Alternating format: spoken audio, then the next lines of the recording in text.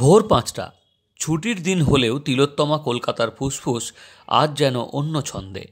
ভোর ৫:৩০ ঘড়ির কাঁটা ছুঁতেই কয়েক হাজার মানুষের কি উৎসাহ ও খুশি নিয়ে দৌড় শুরু। সূর্য তখনও ওঠেনি, কিন্তু ময়দান জেগে উঠল টাটা স্টিল ওয়ার্ল্ড 25কে ম্যারাথনের কাউন্টডাউন দিয়ে। তবে সবচেয়ে বেশি আকর্ষণ ছিল এলিট গ্রুপের পুরুষ ও মহিলাদের ২৫ কিলোমিটার ম্যারাথন দৌড় প্রতিযোগিতা, যাতে বিশ্ব ক্রমপর্যায়ে তালিকায় থাকা প্রতিযোগীরা অংশ নিয়েছেন।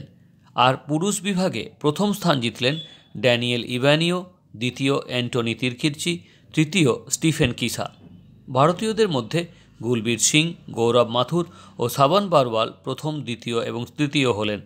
মেয়েদের মধ্যেও পদক জিতল আফ্রিকার মেয়েরা এবং ভারতীয় মেয়েরাও প্রথম, দ্বিতীয় ও তৃতীয় স্থান অর্জন করলেন। শহরের প্রবীণ নাগরিক ও বিভিন্ন স্তরের মানুষও প্রবল উৎসাহ ও আগ্রহের সঙ্গে অংশ নিয়েছেন এই ওয়ার্ল্ড 25কে ম্যারাথন দৌড়ে। ২০,০০০-এর বেশি মানুষের অংশগ্রহণ প্রমাণ করল আনন্দের শহর কলকাতা ক্রীড়াপ্রেমীদেরও স্বর্গ। মানুষের আগ্রহের অন্ত নেই যে কোনো খেলার ইভেন্টে। Bureau report, Bangabarta.